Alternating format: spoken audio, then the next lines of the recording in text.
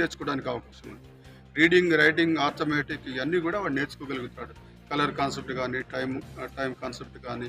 అదేవిధంగా మరి ఈ పిల్లలు చాలామంది extra curricular activities like yoga కానివ్వండి, మ్యూజిక్ కానివ్వండి, డ్యాన్స్ కానివ్వండి, ఆటల పోటీలు కానివ్వండి, మా వాళ్ళు నేషనల్ లెవెల్లో గోల్డ్ మెడల్స్ కొట్టిన మానసిక వికలాంగులు కూడా మా దగ్గర ఉన్నారు.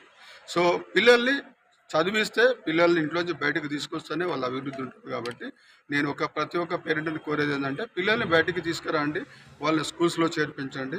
వాళ్ళు మీ మీద భారం కాకుండా రేపు వాళ్ళు మీకు చేదోడుగా వాదోడుకుంటారు. మోరవరు ఇప్పుడు నేను చూస్తున్నది ఏంటంటే మా దగ్గర చదువుకున్న మానసిక వికలాంగులు కొంతమంది చిన్న చిన్న ఉద్యోగాలు చేస్తున్నారు, కుటుంబాలను పోషిస్తున్నారు. సో ఈ అపోహలు మానేసి మానసిక వికలాంగులు ఏం నేర్చుకుంటారు అనే అపోహ మానేసి వాళ్ళందరినీ కూడా స్కూల్లో చేర్పించాలని కోరుకుంటున్నాను. అదేవిధంగా అంధ విద్యార్థులు కూడా మా దగ్గర 90 మంది అంధ విద్యార్థులు స్కూల్లో చదువుకున్నారు. ఇప్పటి వరకు 75 మంది అంధ విద్యార్థులు 10th పాస్ అయ్యారు.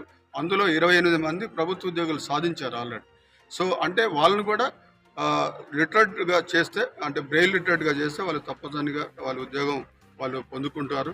కాబట్టి మేము ఏం కోరుతున్నామంటే పేరెంట్స్ని, అందుల్ని ముఖ్యంగా మీ ఇంట్లో ఒక అంధ విద్యార్థి ఉన్నాడంటే మీ ఇంట్లో ఒక ఉద్యోగం ఉన్నట్టే. కాబట్టి మీరు ఇంట్లో పెట్టుకుంటే ఆ పిల్లవాడు జీవితాన్ని మీరు నష్టపరిచినట్టే. కాబట్టి వాళ్ళందరినీ స్కూల్లో చేర్పించండి. ఎందుకంటే బ్లైండ్ పిల్లలందరికీ కూడా ఏజ్ అప్రోప్రియేట్ ఎడ్యుకేషన్ ఉంటుంది. 5 సంవత్సరాలు నిండిన తర్వాత వాళ్ళు స్కూల్లో ఉండాల్సిందే.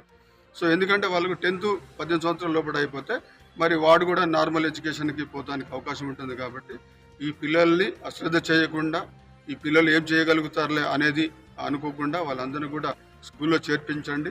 ఎవరికైతే సహాయ ఉపకరణాలు అవసరం ఉన్నాయో వాళ్ళందరికీ కూడా సహాయ ఉపకరణాలు అంటే ట్రైసైకిల్స్ కానీ, వీల్ చైర్స్ కానివ్వండి, హీరింగ్ ఎయిడ్స్ కానివ్వండి, మ్యాగ్నిఫైర్స్ కానివ్వండి, బ్రెయిల్ వాకింగ్ స్టిక్స్ కానివ్వండి, బ్రెయిల్ స్లేట్స్ కానివ్వండి, అన్ని ఉపకరణాలు మేము పిల్లలకి ఈ క్యాంపులో ఐడెంటిఫై చేసిన వాళ్ళకి అనేది ఇవ్వడం జరుగుతుంది.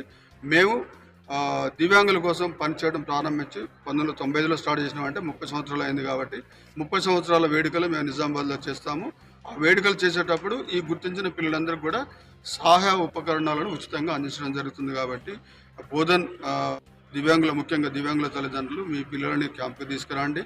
వాళ్ళని ఏదో ఒక సర్వీస్కి మేము ప్రొవైడ్ చేస్తానికి మేము ప్రయత్నం చేస్తాము. వాళ్ళందరినీ కూడా సమాజంలో ఉపయోగకరమైన పౌరులుగా మనం అందరం కలిసి తీర్చిదిద్దుతాం. ఇది ప్రతి ఒక్కరికి గుర్తించాలని మనం ఇక్కడే బోధన్లో మరి ఈ దివ్యాంగుల బడిబాట కార్యక్రమం అన్ని మహాలక్ష్మి మందిర్ కళ్యాణోత్సవంలో 9వ తారీఖు సోమవారం రోజు ఏర్పాటు చేయడం జరిగింది. కాబట్టి దీన్ని ప్రతి ఒక్కరు సద్వినియోగం చేస్తారు.